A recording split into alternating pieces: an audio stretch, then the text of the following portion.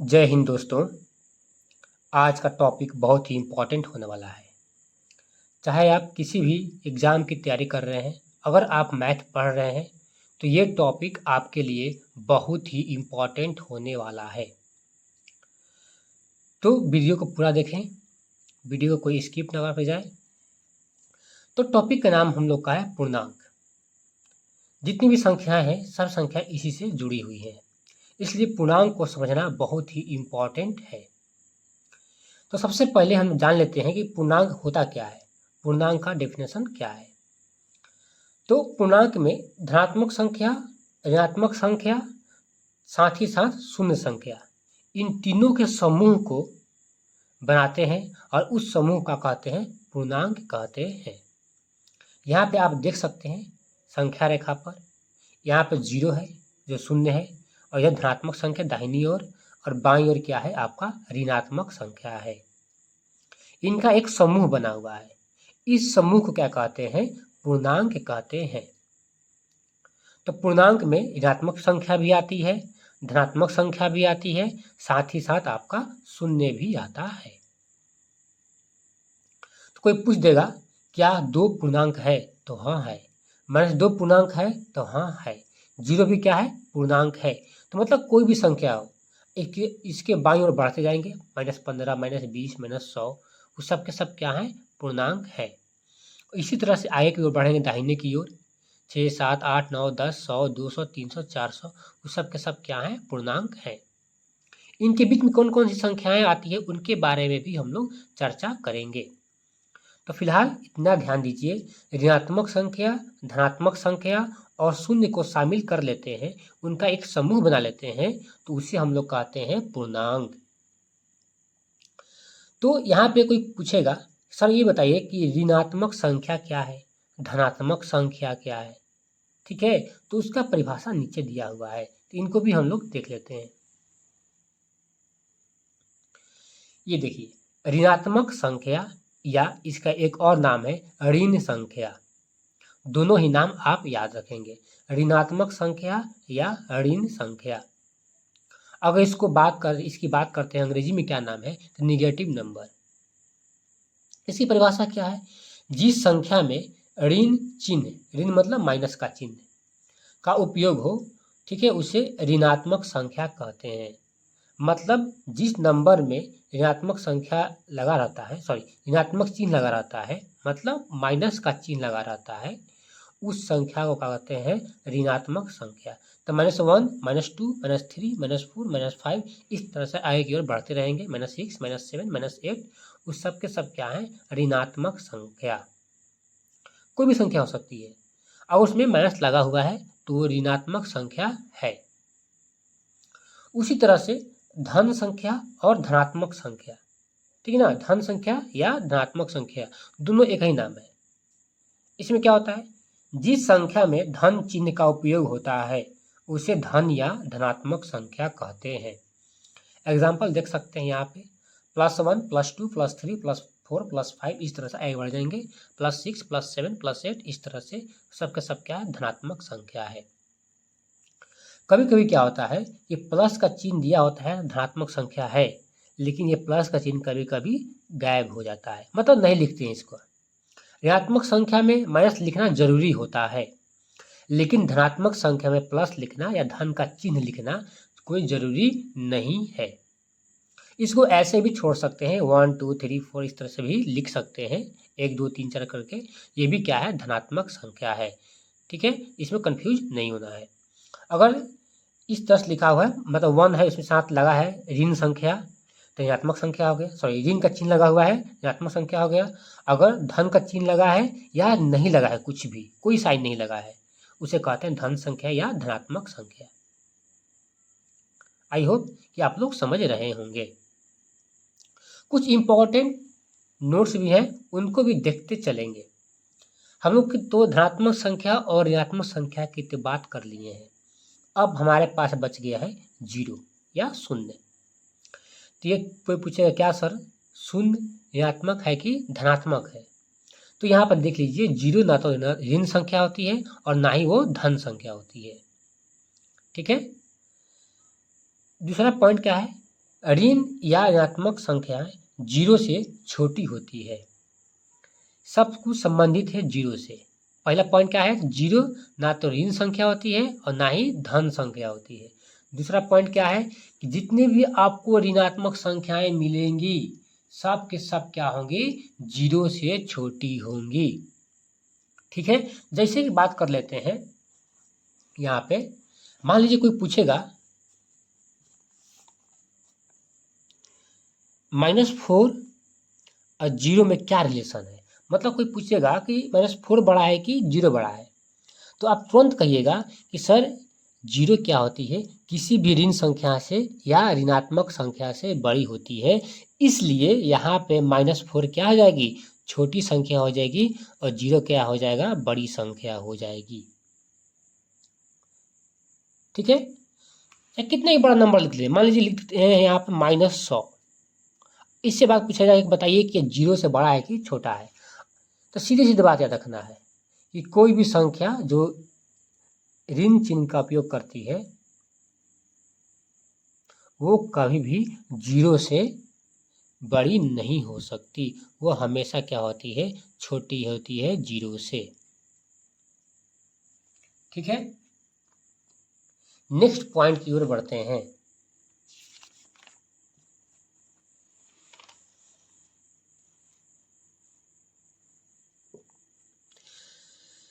धन या धनात्मक संख्याएं जीरो से बड़ी होती है। कोई भी धन संख्या हो, चाहे वो आपका एक ही क्यों नहीं हो, एक हो, दो हो, तीन हो, चार हो, पाँच हो, ठीक है, अगर वो धन संख्या है तो वो क्या होगी, जीरो से बड़ी होगी। ये पॉइंट बहुत ही इम्पोर्टेंट होने वाला है, क्योंकि जैसे जैसे हम लोग सब पढ़ते हुए आगे बढ़ेंगे तो ऐसे ऐसे क्वेश्चन मिलेंगे जहाँ पे हम लोग कन्फ्यूजन होगा। इसलिए इस पॉइंट को नोट करते चलिए या स्क्रीनशॉट भी ले सकते हैं। अगले पॉइंट की ओर बढ़ते हैं, तो यहाँ पर देख सकते हैं एक संख्या रेखा पर दाएं से बाएं जाने पर संख्याएं छोटी होती हैं, जबकि बाएं से दाएं जाने पर संख्या बड़ी होती जाती है।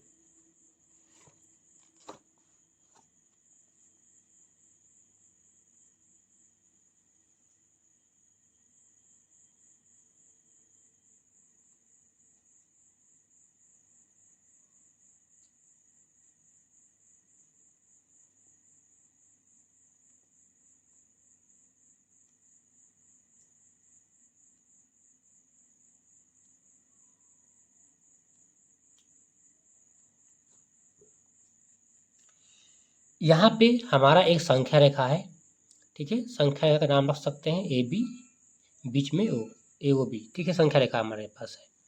तो यहाँ पे क्या है, जीरो। हमने क्या पढ़ा है कि एक संख्या रेखा पर दाएं से बाएं जाना, मतलब जीरो से, ध्यान देना यहाँ से, कहाँ से, तो जीरो से, जीरो से दाएं से बाएं जाने पर संख्याएं छोटी होती है, जबकि जीरो से बाएं से दाएं जाने पर संख्याएं बड़ी होती है।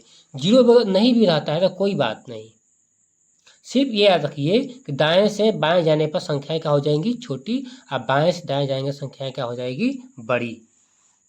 तो संख्या रेखा पर समझ लेते हैं। हमारे पास यहाँ पर संख्या रेखा दिया हुआ है। अगर हम लोग यहाँ इस पॉइंट पर खड़े हैं, अब मान लो दाहिने की ओर बढ़ रहे हैं, किधर बढ़ रहे हैं, दाहिने, मतलब दाएं की ओर जा रहे हैं। अगर बाएं से दाएं जा रहे हैं दाहिने की ओर, देखिए 1 के बाद 2, 2 के बाद 3, 3 के बाद 4, मतलब संख्याएं बढ़ती जाती हैं। अगर इसके अपोजिट अगर हम लोग बाएं की ओर जाते हैं, मतलब दाहिने से बाएं की ओर, मतलब यहाँ पर खड़े हैं, अब बाएं की ओर बढ़ रहे हैं, तो 4, 3, 2, 1, 0, -1, -2, -3, -4। तो अगर हम लोग दाहिने से बाएं जाते हैं तो संख्याएं छोटी होती जाती है, और बाएं से दाएं जाते हैं संख्याएं बड़ी होती जाती है। तो यहाँ से बहुत सारे क्वेश्चन ऐसे बनते हैं जिससे बच्चे हमेशा क्या होते हैं, कंफ्यूज होते हैं। जैसे कि उनसे पूछ लिया जाता है कि ये बताइए कि -3 और -2 इन दोनों में से कौन बड़ा है। तो यहाँ से आप समझने के लिए संख्या रेखा का भी इस्तेमाल कर सकते हैं। देखिए संख्या रेखा में यहाँ पे -3 है और यहाँ पे -2 है। -3 क्या है, बाएं साइड है, किसके बाएं साइड है, तो -2 के बाएं साइड है। अभी हमने पढ़ा है कि बाएं साइड की ओर संख्याएं क्या होती हैं, छोटी होती है, और दाहिने साइड की ओर संख्याएं क्या होती है, बड़ी होती है। तो -3 और -2 में क्या है कि -3 बाईं ओर है, इसलिए क्या हो जाएगा, ये संख्या छोटी हो जाएगी। -3 और -2 क्या हो जाएगी, बड़ी संख्या हो जाएगी। इसके अपोजिट मान लीजिए कि यहाँ पे आपसे कहा जाए -4 और -1, इन दोनों में से कौन सी संख्या क्या है, बड़ी है, और कौन सी संख्या छोटी है। यहाँ पर देख सकते हैं संख्या रेखा में -1 यहाँ पे है, और इसके जस्ट बाईं ओर जाने पर -4 मिलता है। जो संख्या जो संख्याएं बाईं ओर होती है वो संख्या क्या होती है, हमेशा छोटी होती है। तो -4 क्या हो जाएगी, छोटी, और -1 क्या हो जाएगी, बड़ी।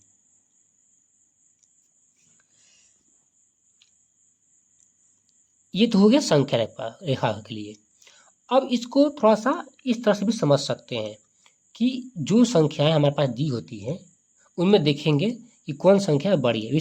अभी यहाँ पर साइन की बात नहीं कर रहे हैं, सिर्फ संख्या की बात कर रहे हैं। ये संख्या जो डिजिट है उसकी बात करते हैं, अंक की। 3 और यहाँ पे 2 दिया हुआ है। तो जो संख्या दिया हुआ होता है अगर उसमें माइनस लगा देते हैं तो जो संख्या बड़ी दिखती है ना वो हो जाती है सबसे छोटी। ठीक है, इस तरह से याद रख सकते हैं कि मान लीजिए कि आपको दे दिया -100 और -115। ठीक है, और पूछा कि अब बताइए कि इन दोनों में से कौन आपका छोटा है और कौन बड़ा है। तो संख्या रेखा पर इसको दिखा नहीं सकते हैं क्योंकि संख्या रेखा बहुत बड़ा हो जाएगा। तब यहाँ पे आप इस बात का, इस ट्रिक का इस्तेमाल कर सकते हैं कि जो संख्या दिया होता है उसमें देखते हैं सबसे बड़ा कौन है। तो 115 बड़ा है। क्या बड़ा है, 115। और यहाँ पे क्या है, 100। तो जो संख्या सबसे बड़ा होता है जैसे ही उसमें माइनस का साइन लगता है, माइनस का चिन्ह लगता है, वो संख्या उतना ही छोटी हो जाती है। तो संख्या देखने पर तो 115 बड़ी लग रही है, लेकिन जैसे ही माइनस का इस्तेमाल कर दिए तो इसमें माइनस का इस्तेमाल, इसमें माइनस का इस्तेमाल, लेकिन जो बड़ी है दिख रही है वही क्या होती है, सबसे छोटी हो जाती है। तो इससे भी आप याद रख सकते हैं। अगर आपसे कोई पूछ दे -500 और -1000, इन दोनों में से कौन सी बड़ी संख्या है, तो देखेंगे कि क्या है, 1000 क्या है, बड़ा दिख रहा है, लेकिन उसमें क्या लगा है, माइनस लगा है, इसलिए क्या हो जाएगी, ये आपकी छोटी हो जाएगी, और 500 क्या हो जाएगा, बड़ा संख्या हो जाएगा। तो चलते हैं अपने नेक्स्ट पॉइंट की ओर।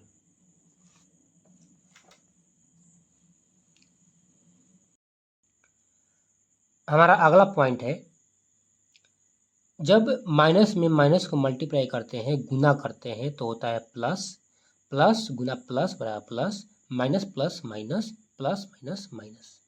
ये याद रखना है क्योंकि यह हमेशा काम आने वाला है।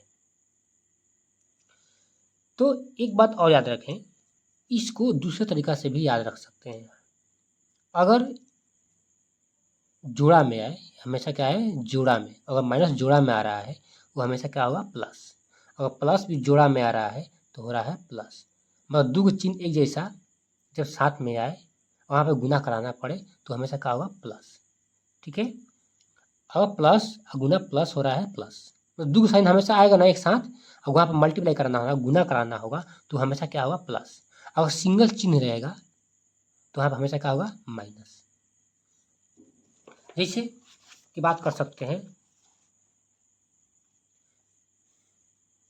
-4 इंटू -5, तो 5 4 जा 20, 4 गुना 5 20। इसके बाद यहाँ पे देखिए माइनस, और यहाँ पे क्या है, माइनस। दोनों गुना कराएंगे तो देखिए दोनों को साइन क्या है ना, दो को साइन एक जैसा आया है, तो हमेशा क्या होगा, ये प्लस ही होगा।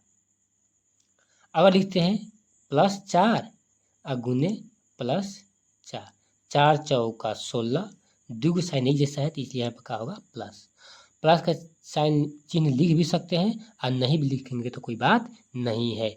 तो सिर्फ 20 भी लिखेंगे तो काम चल जाएगा, आंसर सही है, और 16 भी लिखेंगे तो आंसर सही है। लेकिन इसके अपोजिट अगर हम लोग -4 इंटू +5 लिखते हैं, ठीक है, इन दोनों को गुना कराना है, तो 5 चौके 20, लेकिन देखेंगे चिन्ह जो माइनस है या प्लस का है, सिंगल आया है, सिर्फ सिंगल, तो यहाँ पे क्या होगा, हमेशा माइनस। या इस तरह से याद कर सकते हैं, माइनस प्लस माइनस होता है, इस तरह से भी याद कर सकते हैं। एक चीज़ और लिखते हैं, देखिए इसको समझिएगा, -2 गुना -3 गुना -5, ठीक है। इसको गुना कराना तो कैसे कराएंगे, देखिए 2 तिया 6, 6 5 30, देखिए माइनस का चिन्ह जो है यहाँ पे दुगो दिख रहा है ना, इसलिए तो ये प्लस हो गया, लेकिन जैसे यहाँ प्लस आया, यहाँ पे एक और माइनस बच गया है, तो दोनों क्या है, सिंगल हो गए, तो यहाँ पे क्या हो जाएगा, माइनस। तो इस तरह से भी कर सकते हैं, minus minus plus, plus minus minus, इस तरह से भी कर सकते हैं, ठीक है। तो आगे बढ़ते हैं। तो आज का सेशन यहीं तक रहेगा। अगले सेशन में, मतलब इसका पार्ट 2 आएगा, उसमें हम लोग पूर्णांकों का जोड़ घटाव गुना भाग पढ़ेंगे। ये हम नहीं कह रहे हैं कि आप लोगों को ये सब नहीं आता है, आता है सबको, बस कहीं ना कहीं दिक्कत होती है माइनस और प्लस को लेकर के, तो उस कन्फ्यूजन को हम लोग दूर करेंगे। साथ ही साथ यूज प्रतिलोम क्या है इसके बारे में पढ़ेंगे। इसके अलावा और भी कई पॉइंट और हैं, जैसे पूर्णांकों का क्रम विनिमय नियम, साहचर्य नियम, ठीक है ना, उसके बारे में भी हम लोग पढ़ेंगे। तो जोड़ जैसे शुरू करेंगे तो वहीं पे हम लोग यूज प्रतिलोम भी पढ़ना शुरू कर लेंगे साथ साथ। तो मिलते हैं अगले वीडियो में। वीडियो अगर अच्छी लगे तो वीडियो को लाइक कर लीजिए, चैनल को सब्सक्राइब कर लीजिए, ताकि ऐसे ही हम लोग का सेशन बढ़ते रहे और आप लोगों को कोई सेशन छूटे नहीं, सबका नोटिफिकेशन टाइम पे मिल जाए। मिलते हैं अगले वीडियो में, धन्यवाद।